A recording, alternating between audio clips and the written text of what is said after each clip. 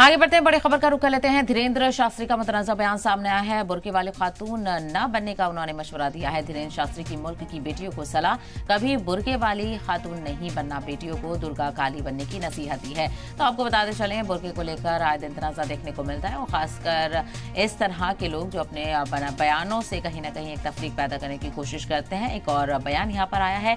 धीरेन्द्र शास्त्री इससे पहले भी कई बयान मुसलमानों को लेकर दे चुके हैं और अब बुर्के को लेकर उन्होंने निशाना साधा है। उन्होंने कहा कि बुर्के वाले खातून ना बनना। धीरेन्द्र शास्त्री ने मुल्क की बेटियों को सलाह दी है कि कभी बुर्के वाली नहीं बने, यानी आप बुर्के का इस्तेमाल ना करें और बुर्का ना पहने। तो धीरेन्द्र शास्त्री का मुतनाज़ा बयान, बुर्के वाले खातून ना बनने का उन्होंने मशवरा दिया है, यानी एक तरह से बुर्के वाले खातूनों की तौहीन करते हुए यहाँ पर नजर आए हैं। धीरेन्द्र शास्त्री ने मुल्क की बेटियों को सलाह दी है कि कभी बुर्के वाले खातून नहीं बनना, बेटियों को दुर्गा काली बनने की नसीहत दी है।